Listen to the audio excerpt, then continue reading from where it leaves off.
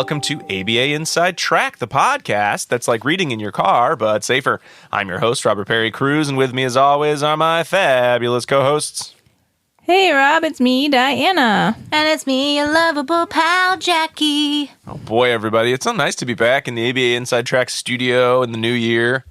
For those at home listening, you probably said, I've listened to 5 of these podcasts already in the new year, but secretly, we recorded those last year in 2022. We're only just now coming back from our break, so it's very nice to just have a kind of a nice chance to get together and talk about behavior analysis, behavior analytic research on a given topic that we found some great articles, and we can just discuss them like pals, bringing in the new year. So much fun. I was listening to a child's podcast called Tiny Stories for Little People, and they said that in the wintertime, you always have to have a fire in your studio. So we have a fire in our studio right now, too.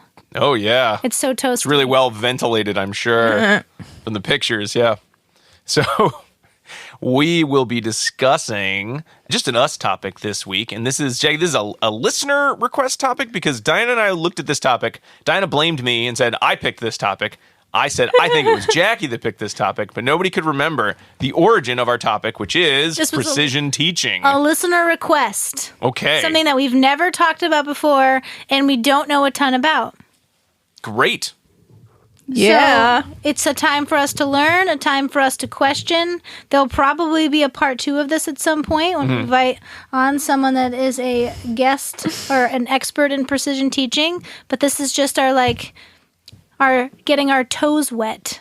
It's a good introduction. I always feel bad if we have, because it's not the most complicated of topics in some ways, but in other ways it is the most complicated of topics. Right, yeah. It's, it's something that if a guest came on and we were like, we have no idea, that would be silly. So this is like our intro to precision teaching. Excellent.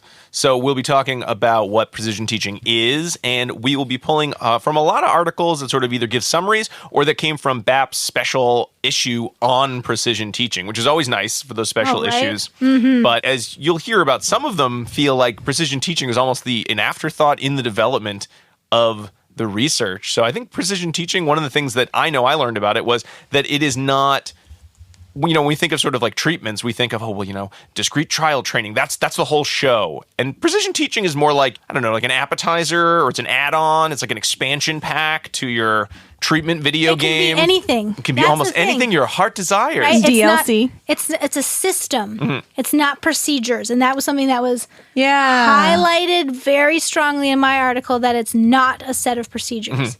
It is a system.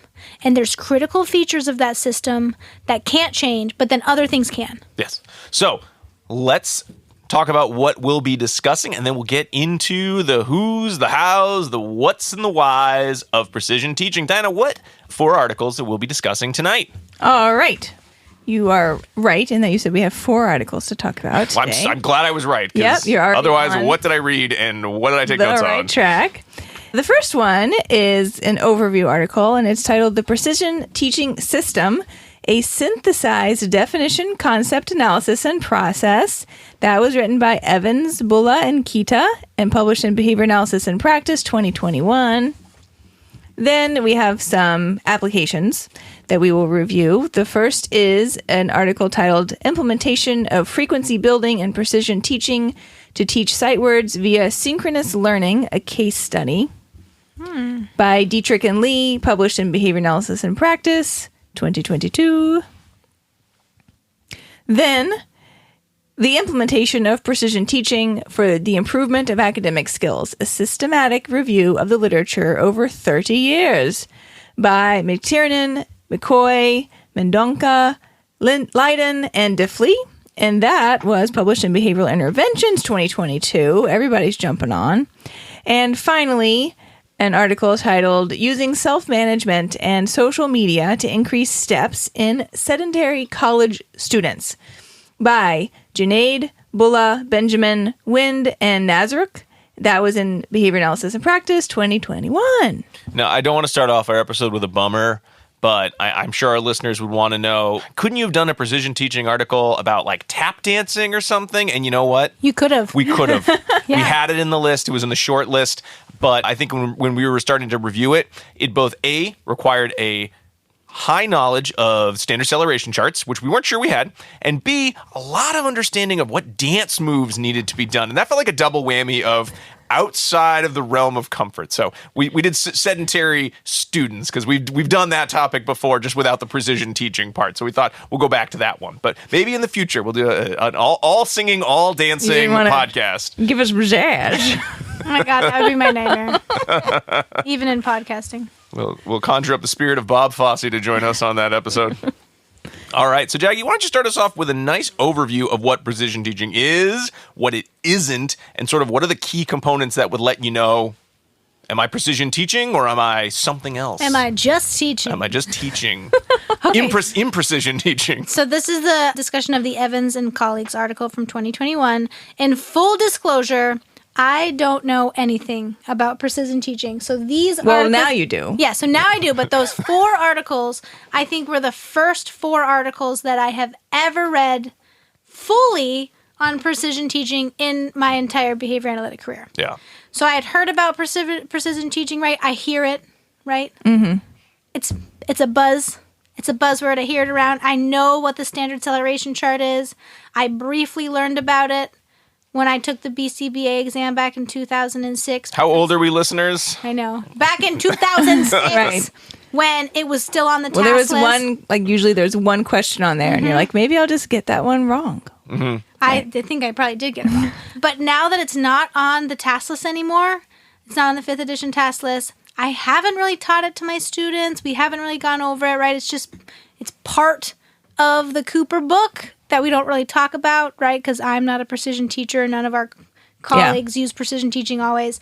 And so when this came to came to the forefront and said, hey, will you do this thing? I was like, that might be good because none of us really know about it. Mm-hmm. And it might be good. So I like that this article started off telling us where precision teaching came from. So it really originated with Ogden Lindsley, which I love that name.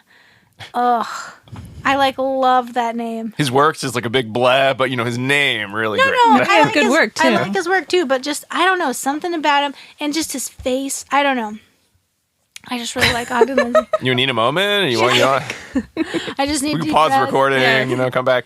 Now we're back. Collect yourself. So Ogden he just recently died too. Maybe not recently, but he's dead. So he was a student in Skinner's lab at Harvard. And so he saw Skinner's non-human animal lab and then extended the research of Skinner to humans with the first ever human operant lab, which is fascinating. Then, he moved to Kansas, as one does, and works at Kansas University. You're a behavior analyst, yes. Yes. Yeah, right? As one does. First you work for Skinner, then you go to Kansas. Right? I haven't done any of those things. No. I'm losing.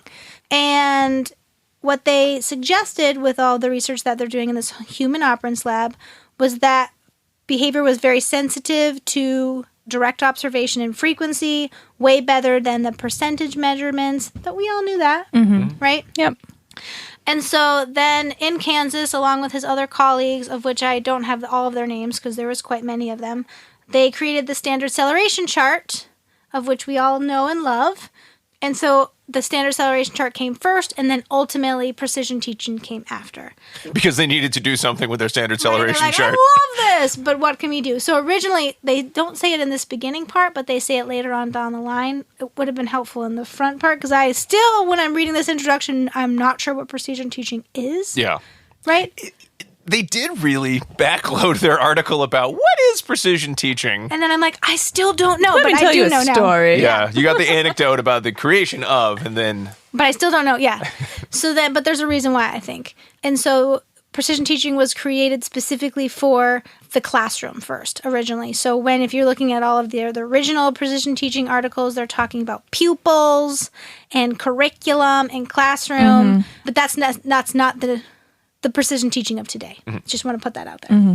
So they said that precision teaching has been misunderstood and hasn't been used correctly. So they wanted to create this article to correct misconceptions, to write a definition that fits all of precision teaching, and talk about its methodology, what has to be included and what cannot be included.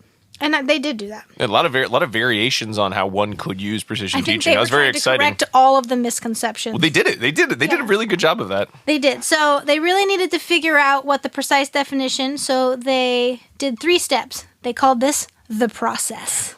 I like that. So they looked at all the common definitions across the literature, found out that no current definition had everything that they wanted by the authors, which I love. They're like, this is not good, not good, not good. Here's what's missing, here's what's missing. No, we need a new paper. Right. Then they identified the critical features from each of those definitions that said, yes, this is precision teaching, or no, it is not, in their opinion. I like that they had to put that in there. And then they tested the definition that they created against all of the examples of precision teaching that they had from the current literature. So this is the only part where they started like, here's what existing. They like the existing definitions could be a system, a technology, a method, a set of procedures. And they're like, you know what? We just need one thing. I'm going to look at the Webster definition of all of these things. They're like, yes, we're going to do systems because that refers to an interconnected set of specific elements working together to ultimately achieve a specific purpose. And they said that fits precision teaching to a key. So it is now a system. Great. Not a set of procedures, not a methodology, not a tool, but a system. So here, with the system, you can use the system to monitor progress, to solve problems, to make discoveries, to different instruction. You can do all of those things. Because you're looking at the standard celeration chart immediately when you're putting your data on. So the new definition, scrap all those old definitions. Great, I didn't know them already. Right, I didn't know them either. But now I know the new definition, and this is taken directly from the article, is a system for precisely defining and continuously measuring dimensional features of behavior and analyzing behavioral data on the standard celeration chart, which is the SCC, to make timely and effective database decisions to accelerate behavioral repertoires. Boom. There it is. Here are all the things that you need. Those are all of the critical features that you need to have in order for precision teaching to be effective. Then they go on to describe what each of those critical features are. So the first one that they describe is accelerating behavioral repertoires. So they talk about what I kind of pulled from this is that you're looking to build on behavioral repertoires. You're paying most attention to socially valid responses. You might focus on challenging behavior, but it won't be your primary focus. Your primary focus will be on the replacement behaviors that you're teaching. They said decelerating behaviors, but that's not really their primary focus. Yeah. So they're Right. looking on behaviors for increase, that they have to increase in a fast way, that are socially valid, and it doesn't have to just be for the classroom. They do talk about a constructual approach, but I don't think that was necessarily... It meandered a little bit. They're like, it has a constructural approach. Here's how Gold Diamond describes it in his article. But I think really what you need to know for this is that they're looking at behaviors to increase and that they're socially valid. Yeah. Check, check. Right. Yeah. Okay. Next. Which is anything in behavior analysis, but there is a real focus on building those skills rapidly. Rapidly. Yeah. Right? So then the next critical feature is precise behavior definition. So this where it varies slightly from behavior analysis because they use what they call pinpoints. So pinpoints are behavior that can be detected and measured accurately, and they have to include 3 things, which I got a little wavy here, so I'm going to refer back to the article here. So it has to include a movement set, a learning channel set, and a context statement. So those 3 things. The learning channel set was the one that made the most sense because it came back around when looking at some of the articles on academic instruction with the precision teaching system.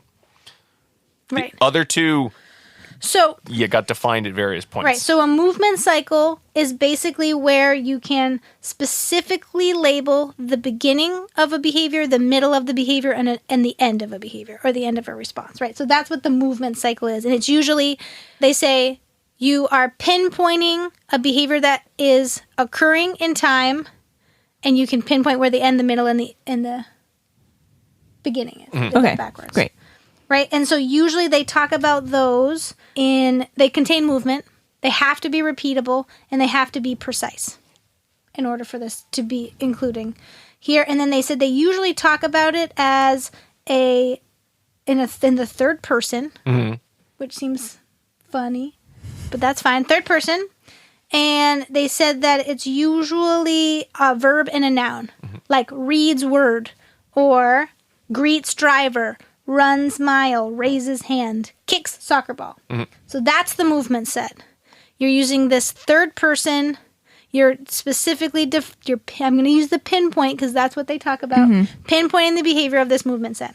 So the learning set is basically any contact that the learner could have with the learning channel set, is any contact what the learner would have with their environment. They call it the sensory contact, but I'll just say any contact. Well, it has to do with like the sensory contact. It's sort of like the input-output component of the response. You know, so the stimuli, what's the physical modality of the response? So they said, this is an example they use specifically in the article. When teaching greetings, a precision teacher may select the learning channel set see-say, in which a learner sees a person and emits a vocal response. So the learning channel set is see-say. The movement would be the greet. Is the greeting. Yeah. Right? So I just like to pull all that together. You could also do that same set with a different channel. You could do a hearsay channel because you're saying, hi in response to hearing the greeting, hello or hi, whatever. Right, and then the movement set would still be the greeting. Yeah, same movement, different learning channel set. Different learning channel set. And the context statement, so that's the final one, clarifies when it's going to occur, with whom, and how often. Right? So they said the context statement, when entering the bus, that's their example, could be the see-say learning channel set, and then the movement would be the greeting. The greeting. Okay. Right? Sure. So once you have all those three things, creates that pinpoint. So they say the example, see-say greets driver when entering the bus. So and you, just to clarify, Jackie, earlier you said this is different than behavior analysis, but you just mean this is different than just generally behavior analysis. How we would describe we're still talking about behavior analysis. It's still behavior. It's still part of behavior analysis, but we, as a general behavior analyst, wouldn't call it a behavior at pinpoint. No. Yeah. Right. So that's what I meant. Just want to make sure. And we usually don't use terms like learning, like learning channel sets was one that when I heard what it was very understandable, but I would have never used it. Yeah. Right. And then they also say that pinpoints can change over time. And the pinpoint would be those three things, and those may change in the various contexts. So that part, I think, is what really makes precision teaching different than how one might describe behavior in other ways, right, as a behavior analyst. Okay. I was really nervous about getting through that. So if I did it wrong, please write me and tell me how I did it. And the other thing I think is really exciting about this kind of introductory article, Jackie, is so many of the pieces that were in here, some of the later articles kind of acted like, we don't care about this stuff that much, or maybe it's not that important. So it is possible that maybe, if you're doing like your C-level, your high-level precision teaching, if you don't know these, you're doing sort of mediocre precision teaching work, but you might be able to get by not necessarily having complete understanding of some of these concepts. Sure. I'm feeling okay about it. It sounds great. Well, I'm working hard. So I think the biggest thing, too, is that precision teaching relies on continuous behavior observation. So precision teachers will reject any interval measurement recording, such as partial interval recording, not whole, but they wouldn't use it as a percent because then it's a percentage. Right? It would be irrelevant for the context of the precision teaching. So that's very important. They believe that behavior is more sensitive, which we've all seen it is, with, any sort of event recording. So that doesn't just mean frequency. That is a misnomer, right? It can be anything. It can be duration. It can be latency, right? But it has to be continuous behavior observation. And so with the dimensional measurement, that is another very important piece, right? They're looking at the repeatability of the behavior, the temporal locus of the behavior, and the temporal extent of the behavior, right? So they're just looking about when the behavior occurs in time. Does it happen repeated instances? Can we measure it? Yeah. And then Precision teaching uses that standard celeration chart. And I took this off of page 564 too, because again, I don't use standard celeration. So if I try to describe the graph, I was doing a bad job in my own words. It always reminds me of maybe like if you've ever visited like a naval museum, or like, oh, this is an old abandoned, submarine, and you see those like charts, how they find, where the ships are, or radar chart. It always reminds me of one of those, in that it seems inscrutable and I want to run away from it every time one's put in front of me. Just so many lines. There are lots of lines. And they're not uniform. That kind of logarithmic non-uniformity that I find that aversive. I just don't like that visually. But, so this is a standardized visual display. You will see the vertical the vertical y-axis displays count per time units in equal ratio cycles of 10. The horizontal x-axis displays equal intervals of continuous measurement of time, because so they're always going to do count per time, duration per time, right? And the dark vertical lines on the chart represent the calibrated standard celeration periods. So you can use standard celeration for daily per minute, a count per minute, calendar days, months, years, right? So you can do that all that you want to. But what it helps to do is look at the behavior in question in its relation to time. That's what standard celeration does. It's like a behavioral phenomenon, and looking at what that does. So that's and it's charting it in such a way that it's giving more. When you start at the 0, right? Then on the y-axis, there is a larger percent or ratio, I guess, of the y-axis that's then devoted to the smaller numbers moving up from 0. Yeah. And then it's going up it's giving equal parts to 1 as it is to the next 10, as it is to the next 100 and 1,000 and on and on. Did I say that right? I think so. Yeah. And so it might look like a big change, right? But it's all happening within sort of a small window from 1 to 10. And then the same amount of change would look much smaller on the part of the graph that's then represented from 10 to 100. Yes. Right? Yep. Right. So if you're working within small numbers, then you might be looking at smaller magnitude of change, but it would be reflected fairly large on the SCC. And when you get into larger numbers, the same amount of change doesn't actually mean that much, because it's a smaller percentage of the overall amount. Right. And so it's reflected smaller on the SCC. Right. And it's helpful to look at between session analysis, within sessional analysis, and between and within condition analysis. So that's where it's most helpful, because you can depict those pieces of change more easily than if you're just looking at a big, huge graph. Right. Yeah. Okay. And then the last critical feature is timely and effective database decision making. Here is you are demonstrating consistent visual analysis, and you're putting your data right on your graph as soon as it is done. Sometimes even the learner is putting it on the graph, so you can make decisions right on the spot. So you're not waiting to the end of the week, right? You're like, I finished this data collection, bam, and you're putting it on the graph. Yeah. So that's something that is a critical feature of precision teaching. Things that can vary include the dimensional quality. So it's a misnomer that just frequency can count can count, duration can count, latency can count. They said that it's a misnomer that there's a degree of restriction that can't count, so you can use both restricted operands or free operands, doesn't matter. And they make a point that it is not a procedure, right? So many types of interventions would be helpful using precision teaching, including frequency building, stimulus fading, endurance shaping, and the like. The data collector can be the learner themselves in some instances. It can be the teacher doing it. It can be an observer. Measurement reoccurrence doesn't have to be daily. It can be whatever you want. Daily, weekly, monthly, by the second, by the minute. They're like, this is flexible enough to count all of that data.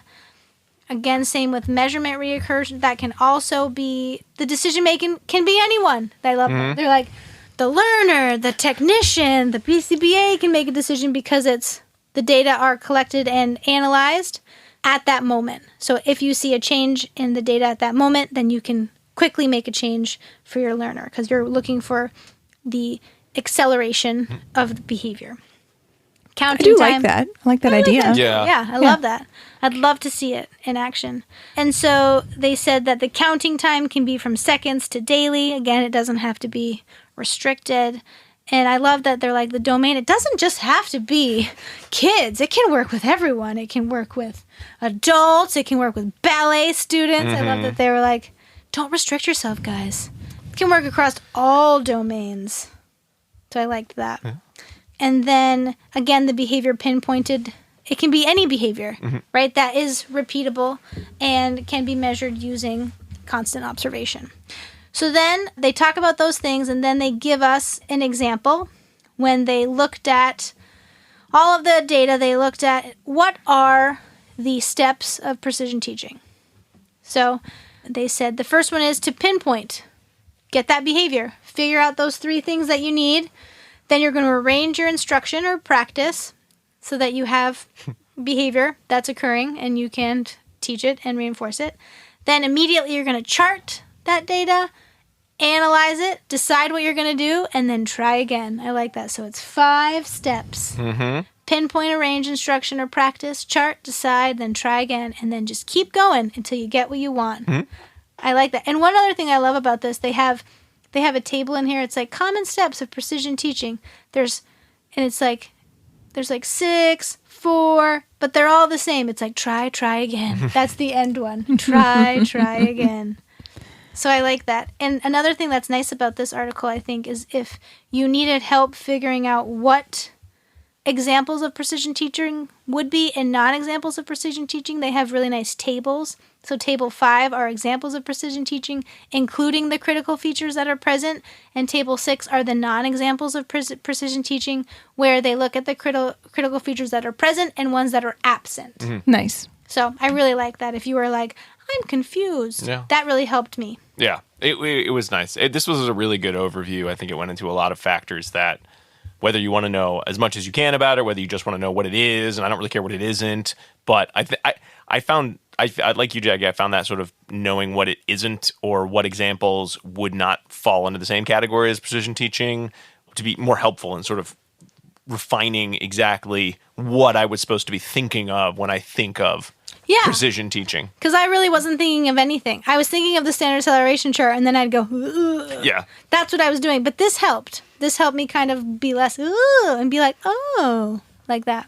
I thought it was just like rapid acquisition via flashcards. Well, it could be. I know, it could be, because I was like thinking about the teaching word in the name more so than the SEC, but it's really, like Jackie said, the whole system, and it doesn't have to just be flashcards. But one of the really key parts is that you're collecting those data, charting them in real time, and then making decisions immediately based on those data. Well, thank you, Jackie, for starting us off with such a thorough review of precision teaching. It's a lot. We're going to take a quick break, and when we come back, we're going to talk about whether precision teaching works and some research with flashcards. We'll be right back.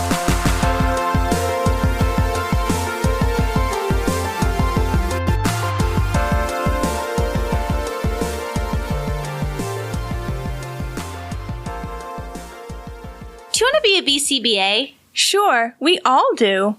Now you can come to Regis College in Weston, Mass. to get your graduate degree. Choose from any one of these courses.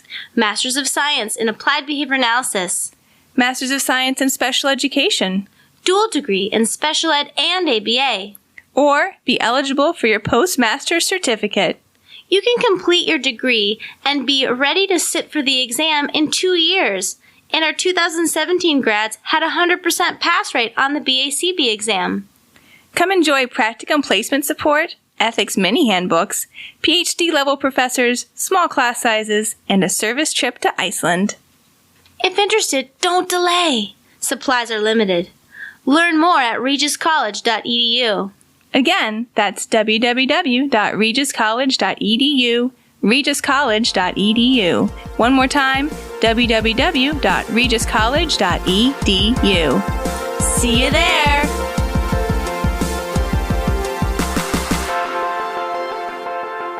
All right, everyone, we are back talking all about precision teaching. And before we get into some more research, I want to remind all of our listeners that ABA Inside Track is ACE and QABA approved. And by listening to our show, you're able to earn 1 learning credit. All you need to do is finish listening to the show, then go to our website, abainsidetrack.com/getceus, or you can click the link in your show notes on your podcast player to go right to the page. But when you get there, you're going to have to put in some key information, including 2 secret code words that we've put in the episode. I'm going to give you the first of those now. It is land.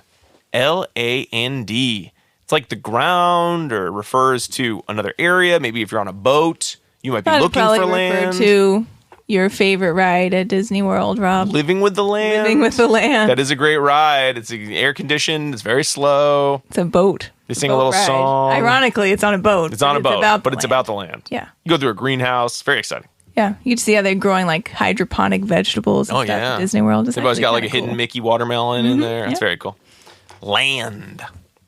All right, so in the first half of the show, we talked about what precision teaching is. Now let's talk a little bit about how it can be used. So I'm going to talk about it in terms of how it can be used in academics, which is, I think, where a lot of precision teaching research sort of happens, or ideally would be more often used. So I'm going to talk about 2 articles. The first is by Tiernan and colleagues in 2021, which is a nice review of research related to academic uses of precision teaching. So like Jackie said, you've got your pinpoints, you've got your standard celeration chart, and you have some sort of measurable outcome that you're looking at immediately to determine as the teacher whether or not learning is occurring and whether you need to change your process or change your teaching method.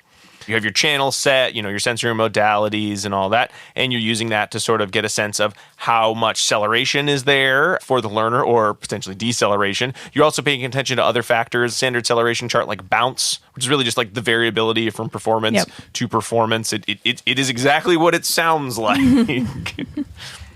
And one of the examples that is often used is, like Jackie mentioned, frequency building.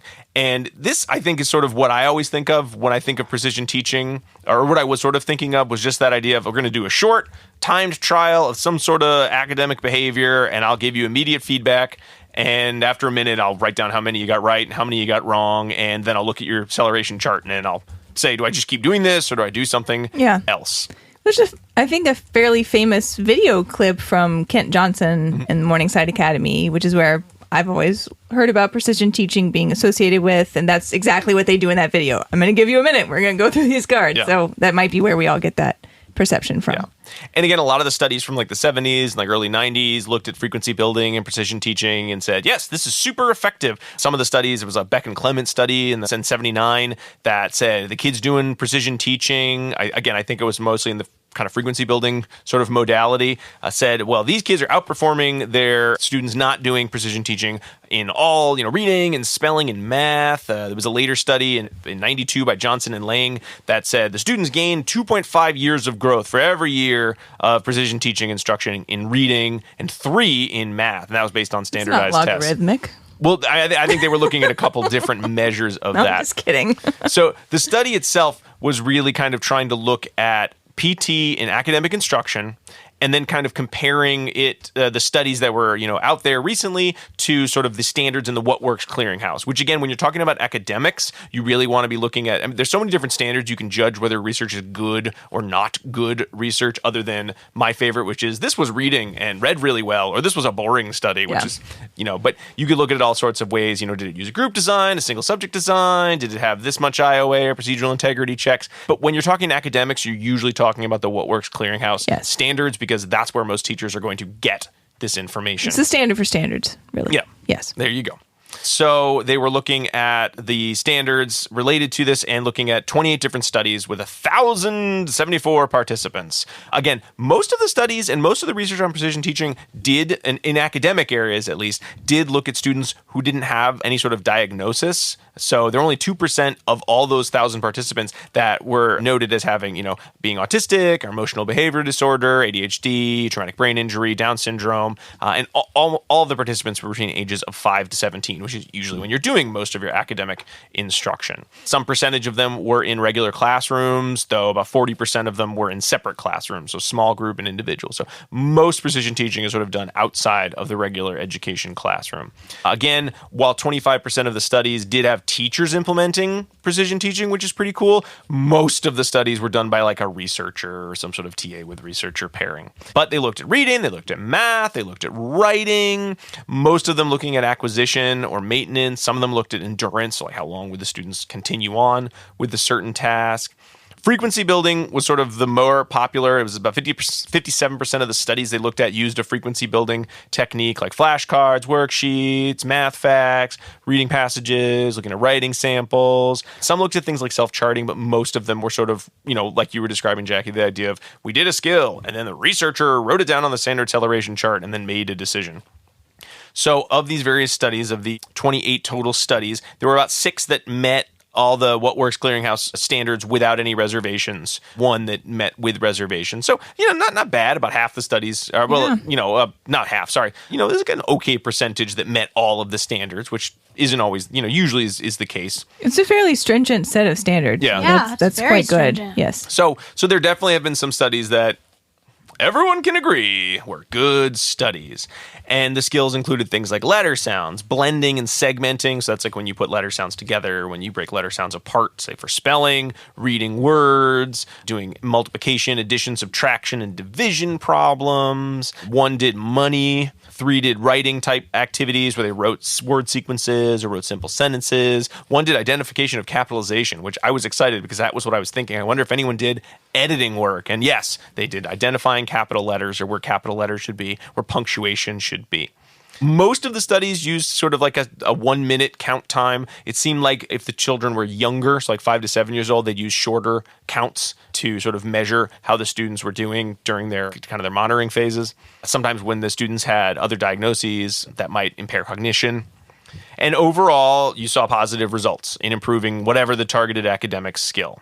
So again, it seems like PT could be used much more in academic instruction than perhaps it is. However, there's a lot more need for research in PT. Even though it is such an old system, it's not one that may be used quite as frequently. I've never seen it used in, I don't want to say never, but I can't think of more than maybe one time I saw what could be PT in the form of, say, like frequency building to some extent. I mean, you might think of like some types of discrete trial training but then no one's using the standard celeration chart, so it wouldn't be considered precision teaching in that regard. Maybe they're not using a very, fine-tuned pinpoint. But, there's a reason. It's because most of the time this is with, academic learners who should be able to learn these skills. So what about our students with maybe disabilities or different non-typically developing academic skills, diverse learners, right? How often are teachers using this? Because it's one of those skills that if you're like, behavior analysts all love PT for academic instruction, that's great. Who do we have billions of in our school systems? It's not behavior analysts. So other people need to be able to use precision teaching effectively and see a value in it. Maybe more research on PT and writing skills. It seems like reading and math seem like kind of the low-hanging fruit that PT could be beneficial for. And also, it's not clear, how much PT should be used. What's the dosage? How many sessions do you need to see improvement? What's the length of a total intervention? What timings work the best or don't work at all, right? So a lot of questions that still could be answered about precision teaching. And one that I found interesting is only 36% of the studies they looked at actually used standard celeration charts or referred to their standard celeration charts in the study. Really? So by that measure, the What Works Clearinghouse might say that they're really good studies, but our first article, the Evans et al. Article, would say those aren't even precision teaching that you're talking about. So there might be a disconnect there between what is and what isn't precision teaching and how are people using a definition of precision teaching. But what does it look like in practice? All right, so I'm going to talk a little bit about Dietrich and Lee 2022, which used frequency building flashcards. And I thought this was an interesting study because it both used frequency building. It also spoke to the idea of precision teaching with population of implementers that aren't behavior analysts, and also was done during the pandemic. So it's a remote study. How exciting. So while, like we were just talking about, there are lots of articles saying precision teaching to teach reading, like CVC words, consonant, vowel, consonant words, cat, dog, all that stuff, can be very effective.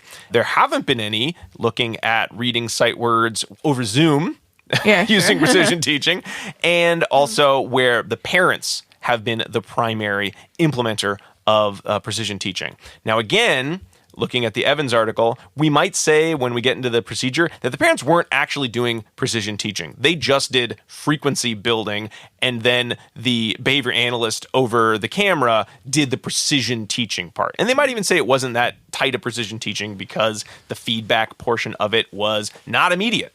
Right. So I think, and I saw this kind of like skimming through some of the articles in that special BAP issue. Some of the articles seemed like they were using precision teaching as Evans et al. Wrote it, but some of them seemed like they were just using components of precision teaching and calling it precision teaching. So I think that might be how life is. Yeah, but I think that might be another reason most people don't quite understand what precision teaching is, because if you read 10 articles and they all say used precision teaching or precision teaching, and they all used it differently, it makes it very hard to understand exactly what a precision teaching system is or is not. Mm-hmm.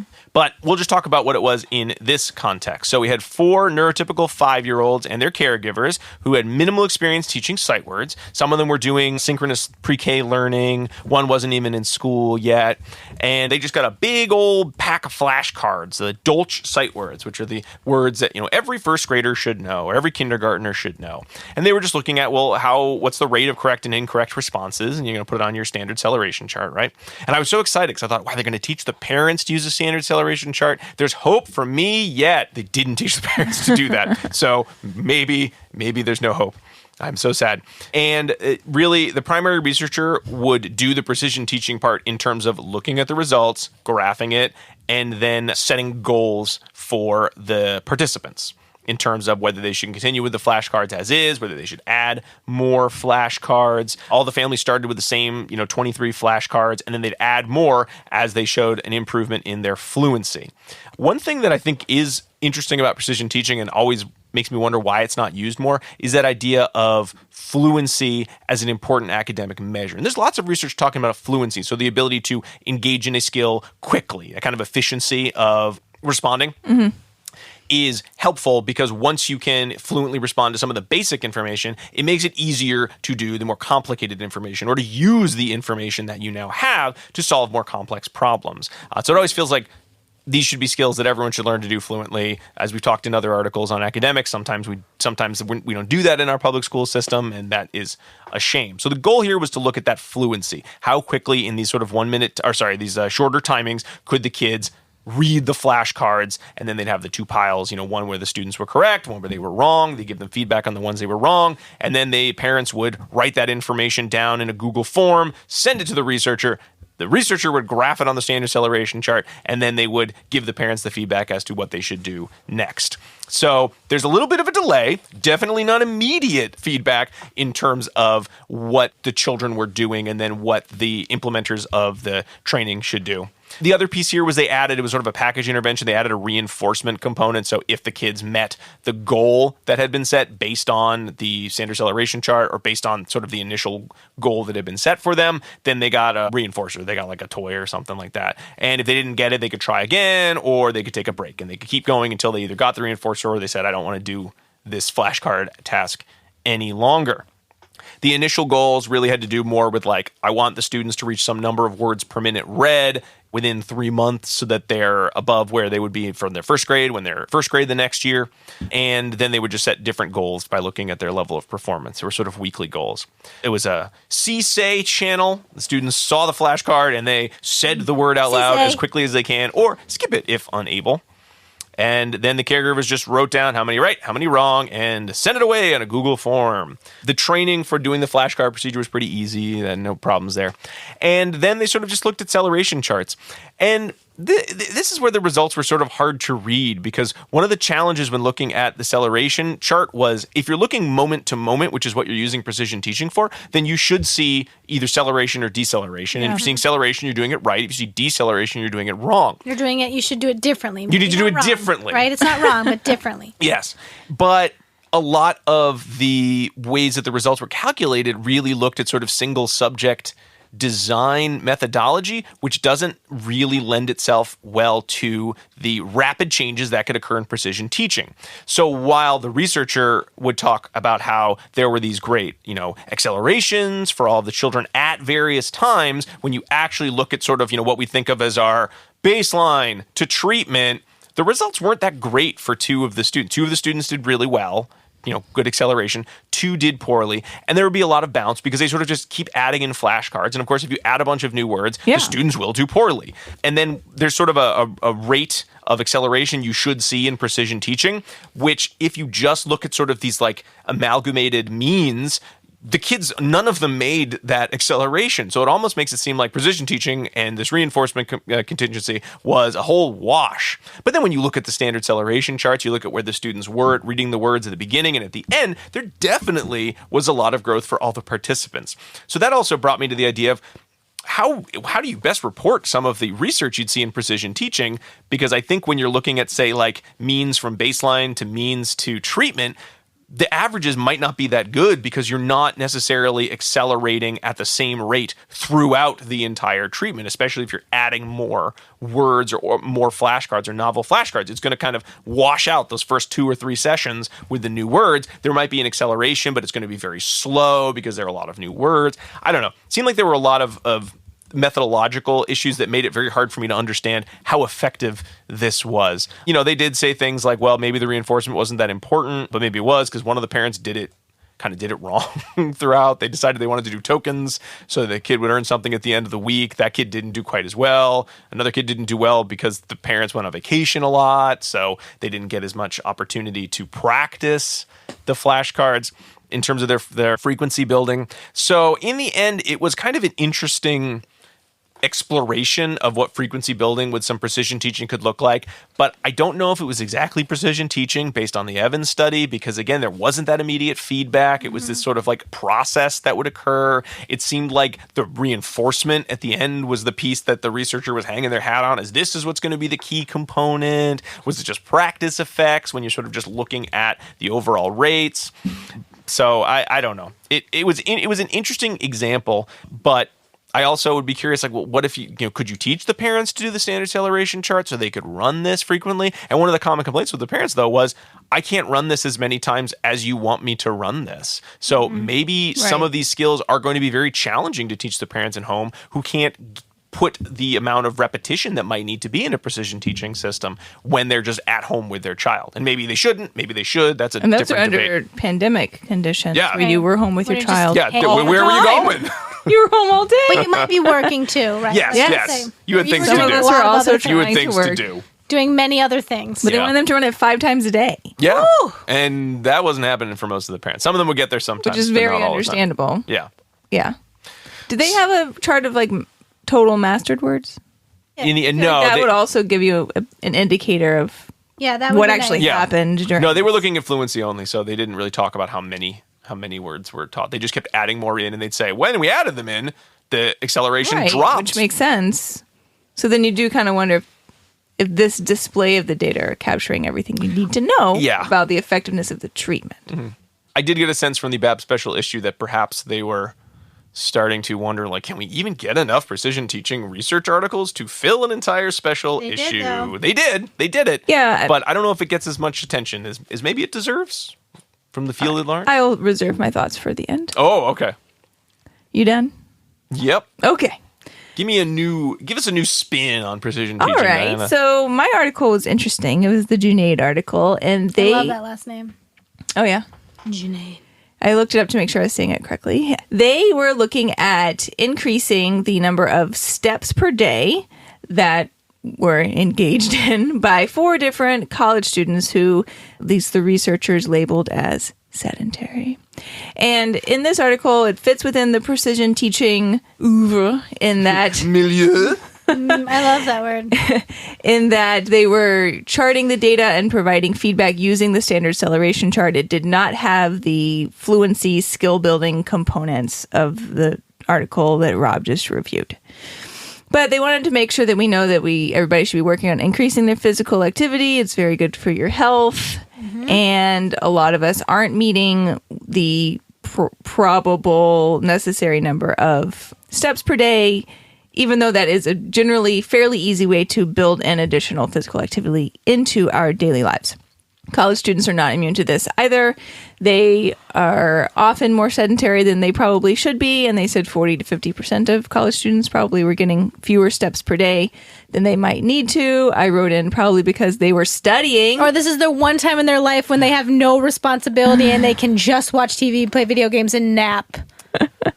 Do I want to be back in college? Sometimes, yes. It gets harder, college students. Keep those habits, keep those good habits going. It's hard. So this study really was utilizing the SEC, like I said, but also had an entire treatment package that they were approaching this through the lens of. And previous studies that had looked at increasing steps per students often used a self-management strategy, and we've actually reviewed some of that research before. And that has been effective at increasing physical activity for many individuals. But what they wanted to point out is there are some monetary reinforcers that are often used in those studies to kind of get that behavior, jump started and maintained.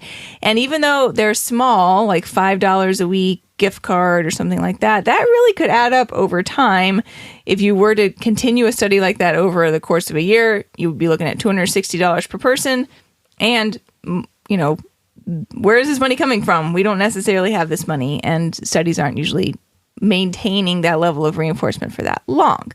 So that's an area where we might be able to look at what are some other approaches we could have here to increase, healthy step behavior. And so they said, why don't we utilize a precision teaching approach in that we will look at the data and then create standardized reinforcement levels, chart those on an SCC, and add that into a self-management and goal-setting treatment package for these individuals. So there were 4 college students aged 18 to 25. They were all female, and they provided them each with 2 ways of tracking their steps: a Fitbit Zip, which is the one that clips onto your clothing. That's an old one. Yeah. That's like the original. That's Wow. the OG of Fitbits. Yep. My favorite part of any research in which they're using Fitbits is just that every research paper has a different Fitbit being used. Yeah, I know. of them now. So that was happening. And then they also had a Fitbit Ace, which is the one you wear on your wrist. That's also a really old one too. That's now designated for kids. What is the other option? Fitbit Inspire. They're like go up. There's a lot of different Fitbits. But it still goes on your wrist. It still goes on your wrist, but it tracks other things. Implanted in your brain. Yeah. It wouldn't do very much good up in your brain. The Fitbit Jump Ace around. The Fitbit Ace is like bigger and it only tracks steps Okay. and it's cheaper. But then you have like multiple other Fitbits. All right. Well, this study is recent, but it probably, these always take a while to kind of come to fruition. They didn't want to pay for the Inspire. They're like, we don't need to care about your sleep It's okay. Published online in 2020. So then probably go back 3 years before that to when the data were collected. Right. Right. So, okay. And then everybody had an Instagram account because that was part of the study too. So our independent variable here was a self-management intervention package, which included self-monitoring, goal setting, Instagram posts, a weekly meeting, and social feedback. All of those things combined. Since I mentioned goal setting, I'll go ahead and tell you the goal was increased by 15% of baseline for every 2 consecutive days that the goal was met. And that's how we bring in some precision teaching here, is that we had to be monitoring this very, very closely. And the ultimate goal was 10,000 steps per day, which sometimes doctors say is the recommended amount, but it might also be arbitrary. I also read that somewhere. And then our dependent variable was the number of daily steps. And this was measured via A, frequency, which we all know, love, and are familiar with. B, bounce, which Rob already mentioned. And they defined that as the measure of variability among the data points, which makes sense. It sounds to me a lot like variability. We should just use bounce, though. Can we stop using variability and just use bounce instead? I'm going to call it the Tigger phenomenon. But the key here is that it's not just, they don't just say, high or low variability, which, truly is not very precise, right? And can depend a lot on how your visual data are displayed. Because you can say, that's a big bounce. Right. And what does that even mean? Or your data's got a lot of little hops. So instead, with bounce, you're expressing it as a proportional value. So if you say a times 2 bounce, then that means that the highest data point is double the lowest data point because it's times 2. So if you had a range of 10 to 20, the low one's 10, the high one's 20, so it's a times 2 bounce. Makes sense. So it's actually useful. I like that. Yeah. And then the third way they measured it was level. And level it was defined as the measure of overall location of where the data converge on the y-axis. That's also how I would define level. So we're on the same page there. The design, multiple baseline across participants. They also had a small reversal in there as well. And in baseline, they gave everybody their Fitbits. They told them all, you're going to try to, we're going to work on walking. Everyone already knew that because they went into the study knowing that. But they covered up the part of the device where they could see the steps to prevent the self-monitoring piece. And on the app, which is affiliated with the Fitbit, they put it in parent mode, so they also couldn't see. Yeah, you can't do that with that's why they use the ACE. Oh. Because you can't do it with the other one. So the kid one, you can monitor stuff. You can't do it with the other one. Oh, okay. Yeah, Thanks, makes Jackie. sense. That makes sense. Yeah. And then they went ahead and started the weekly meetings in baseline too, but just talking about technological details. And everybody had their own amount of baseline until they reached steady state responding. And then in intervention, they threw in all of the rest of those treatment package pieces. Boom. They were all in. They took the tape off the Fitbit. Now they could do self-monitoring. They set an individual goal, which was based on that 15% of baseline criteria I just mentioned. So the participants knew what their goal was. And they gave everybody a goal-setting sheet and a standard celeration chart for themselves to chart their progress, but the experimenter also charted it for them. And during this, every day, their progress, once the experimenter saw the number of steps they'd taken, they updated their SCC and they uploaded it to the Instagram private group. No one else could see it, right? With a smiley face or a frowny face to say whether they'd met their goal or not. And then they also told us that they gave the participants quote-unquote netiquette training, which is a word I hate, to telling them to only write nice things to one another. And then they had a weekly support meeting type of thing to troubleshoot and talk about how they could meet their goals next week and stuff like that. And then in their brief reversal, or not even reversal, it was like a different condition. They had a no weekly meeting condition for 1 week. Guess why that happened? It was spring break. There you go. That happens. Spring break. It does happen. It's just funny that they're like, we'll call it the no weekly meeting condition. And then they returned to intervention after that. All right. So that's the basic part of the study. Everybody's seeing their data on the SCC. They're getting immediate feedback. Their goals of how much they need to hit per steps is based on those data that they're getting via the celeration chart. They also wanted us to know that they checked the device correspondence between the zip and the ACE, and it was bad. Oh, no. It was 40 to 50% for some of these participants. But they said probably it's that they weren't wearing the zip.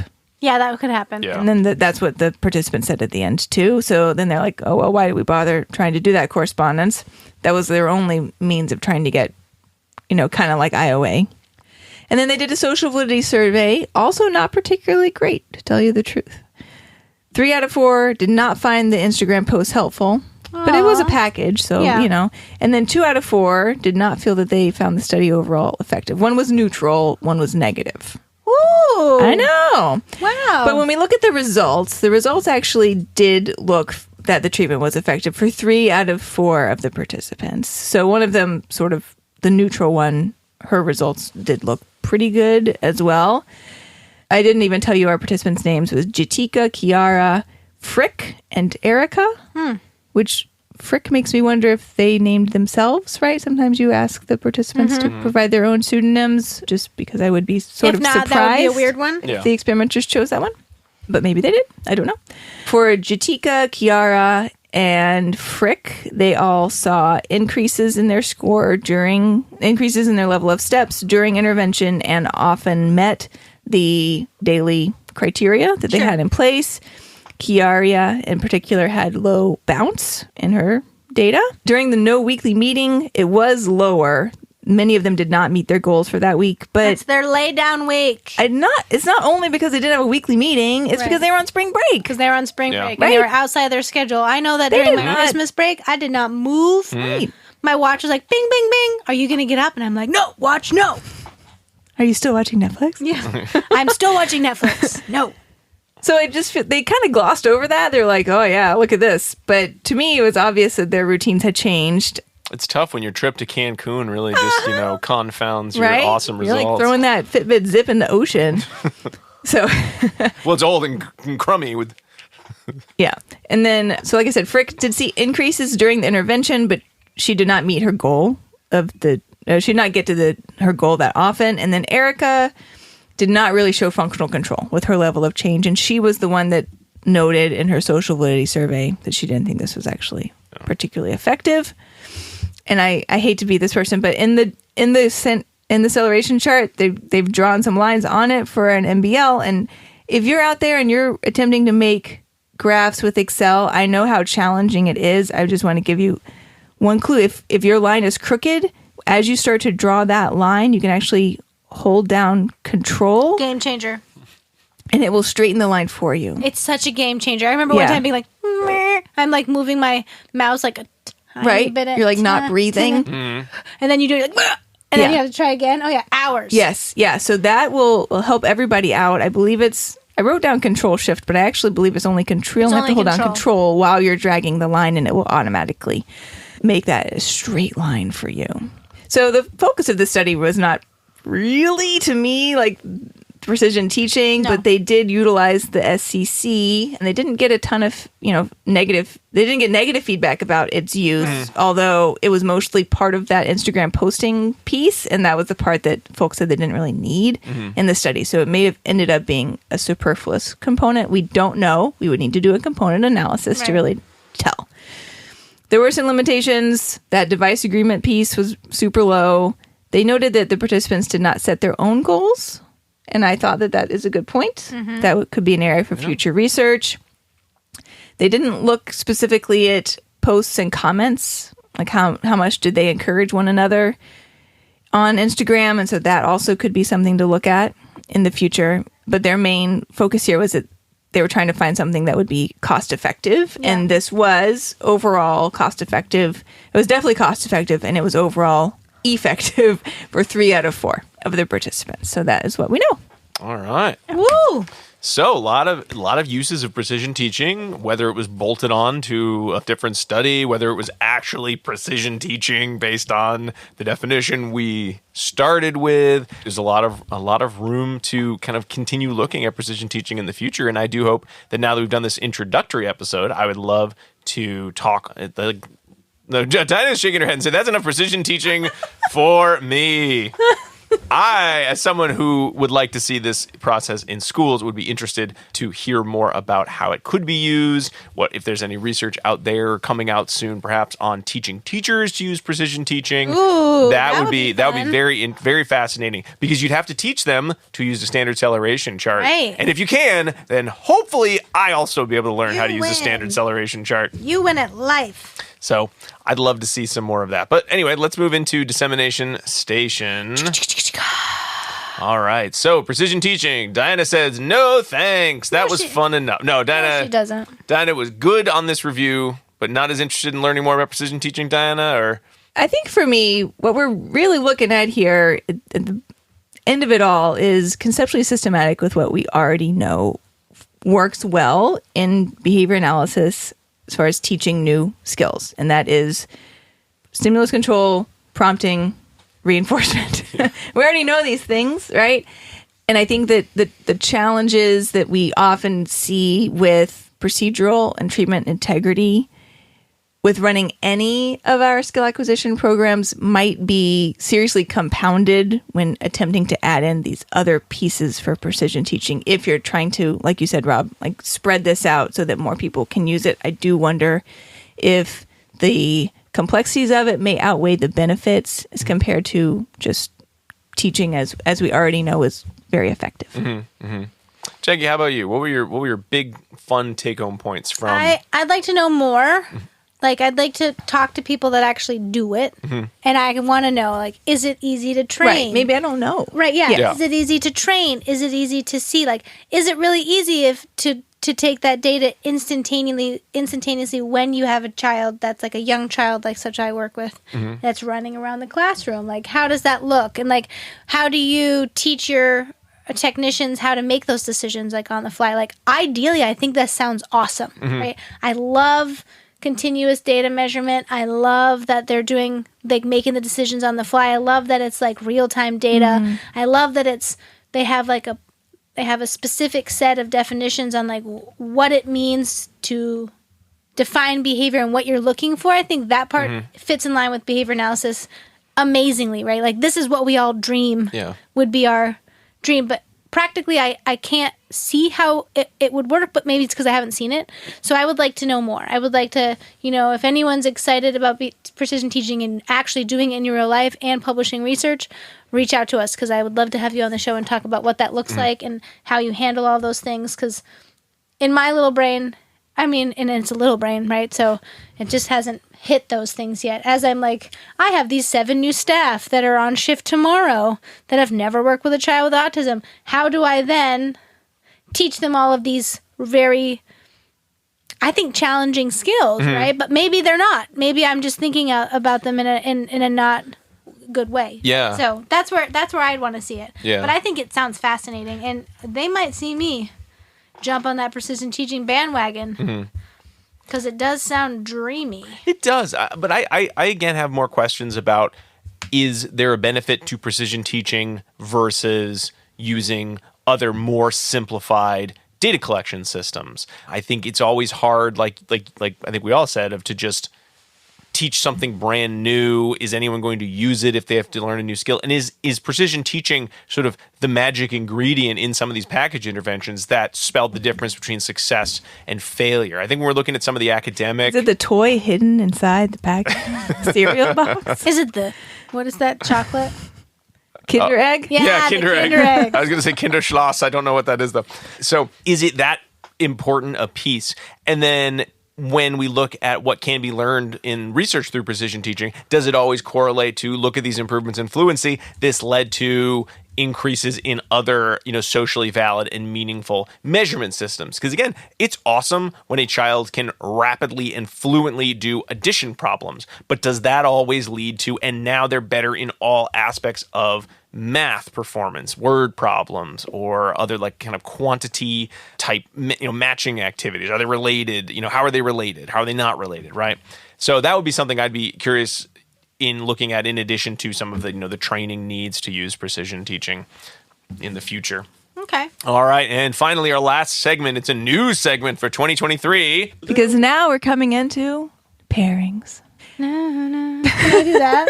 Sure. Each time? Pairings is a new segment on the show, because now that we've done so many episodes, and I said this the last episode too, I'll stop saying it, but because we've done so many episodes now, very often when we do an episode, I end up saying, oh, this reminds me of this and this and this other topic or other visitation on this topic that listeners might want to check out. So in pairings, I'm going to recommend to listeners previous episodes that we've recorded that they might want to go back and check out because they're related on a related topic, or for some reason remind me of this episode.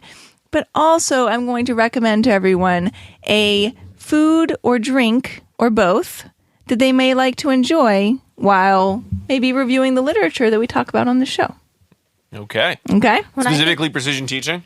When I think about precision teaching, I think of those chocolate roll-ups that you can get you get them and they're long and they have like crust and they have chocolate inside of them. Yeah. And you get them for Christmas from your neighbors, right? Like you never... Yeah, they're like Pyroline or something. Yes, they're delicious, yes. but you never buy them yourself. Yes, they're always gifts. That's what I think of. That's not where I went, so I'll tell you where I went. Oh, All right. sorry. Oh, no, that's okay. So I would do that and like a boon. A boon? I don't know what that is. It's What like is a that? wine cooler. Oh. Like a Bartles and James? Yeah. Okay. Ooh, okay. All right. Well, first, let me tell you the episodes. Okay. So we haven't touched on this particular topic previously, but I was reminded of a few episodes that listeners might want to go back and listen to. The first one is episode 42, Condition Motivating Operations.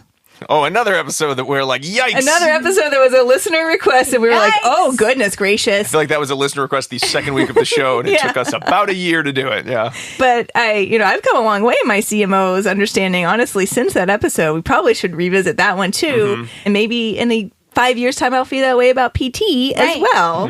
So people I feel could go great back more. and I feel way better about CMOs now. yeah, for sure. Yeah. So, but people maybe want to listen to us in our early years on that one. And then 2 episodes that are close together that I also think are tangentially related to this one, which is episode 111, where we talk about behavior analytic language, and 113, where we talk about visual inspection. Oh, yes. Right? Yes. So in behavior analytic language, I just want to touch on that because I think that in that article, in that episode, we talk a lot about what it means to have a behavioral language and how we need to maintain our conceptually systematic language, as well as what communities we speak that language with, right? And so to me, that brings in precision teaching and the language that we learned about in this context and gives you some stuff to think about with respect to our overall language. And then obviously 113, visual inspection of data. We don't talk about standard celeration charts there, but we do talk about the visual inspection of data and how one can utilize that in data decision making. So that's probably the most related here. All right. Then for our pairings. For this episode, I've prepared a food and a drink. And first, I'm going to tell you what the drink is. And I wanted to pick something that had a ratio in it. Okay. Right? All right. So not my boon. I don't know what the ratio is in that thing. 100% sugar. 0% alcohol. So what we are going to make for ourselves is a dry martini Ooh. for today Oh. because a dry martini has a 1-to-10 ratio. Wow. within Oh, it. wow. Right? Okay. So what you need here, actually it has, you could even argue that it has a 1-to-10 to 100 ratio if we consider the 1 to be a dash of bitters. All right? So Which I never do. I'm just kidding. 1 dash of bitters. And then 1 to 10, however much you want to add, right? It's not, I wouldn't add 1 ounce to 10 ounces. That's way too much martini. But some amount, maybe ½ ounce to 5 of dry vermouth, and then your choice of gin. Perhaps like a beefeater gin. All right? You What about shake pickle that gin? up. Oh, yeah. Rob's into this pickle gin, but I cannot recommend that. Got it for was Christmas. nasty. And that's how you do that. You're going to put it all in a glass. You're going to shake it up over ice, and then you're going to pour it out. And some people like to add olives. And what we're actually going to do is make our olives on the side as our food for this episode. This is hilarious. Thank you. So you're going to start with some green olives, and these are called cheddar olives. And then you make a crust out of shredded cheddar cheese, flour, butter, and some cayenne. Mush that all up together, wrap it around the olives, and then you're going to bake them in the oven for like 15 to 20 minutes. I chose this because it goes well with a martini, but also because when you cut through the middle of that olive, it's going to look like a little target inside. Oh, like a pinpoint? Like a pinpoint. Like a pinpoint. Oh, Exactly. wow. This is where Diana really is excelling in her Yeah, life. I don't want to. That- I don't want to do this segment anymore unless these things are given to me at the I time know. of recording. I did I think am about that, hungry. but I'm too late. Now I'm for that. hungry. And that was pairings. Thank you, Diana. You're welcome. And with pairings Please over, enjoy. that brings us to the end of our episode. Thanks so much for listening. We really hope you enjoyed the show, learned more about precision teaching, and maybe are interested, and if you haven't already, would like to subscribe to the show. You can do that. We're on Apple Podcasts, Spotify, wherever you like to get your podcasts, all those good places. A lot of other places that we can be found online. You can find us on all the social medias as ABA Inside Track. You can go to our website, abainsidetrack.com, to find links to all of the articles that we discussed on this episode, as well as to purchase CEs for this and for other episodes. And if you want even more ABA Inside Track content, why not subscribe to us also on our Patreon page, patreon.com/ABA Inside Track, where for just $5 a month, you can get all of your episodes a week ahead of time, discounts on all CE purchases, and access to our live episode, either coming to or watching the videos of, which get you one free CE. We do one of those every season. Those are a seasonal activity. We've got another one coming up in a little bit. We'll have that topic for you very shortly because we just had a poll go up at the time of this recording. But by the time you get this, you'll already know what it is because it'll have been in our preview episode, I think.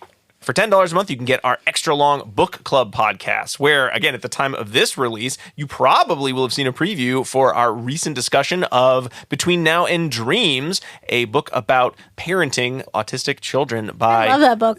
I know, Jackie texted me. What did you say, Jackie? You texted like, I moved that book or something, and I couldn't tell if it was going to be, I was like, I didn't like or loved. I couldn't tell what it was. And I was glad it was love, because those are more fun to discuss, books where we really enjoyed them. So that preview should be out about the time you're getting this, I think, if I'm looking at the schedule correctly. And again, that's patreon.com/ABA Inside Track. And speaking of CEs and code words, you probably want the last secret code word. It's pursuit. PURSUIT. Like when you're chasing someone, you're in hot pursuit, or when you're playing a game with crappy trivia questions, you're playing Trivial Pursuit. And finally, big thanks to Dr. Jim Carr for recording our intro and outro theme song, Kyle Sturry for our interstitial music, and Dan Thabit of the Podcast Doctors for his amazing editing work. We'll be back next week with another full-length episode, but until then, keep responding. Bye! Bye.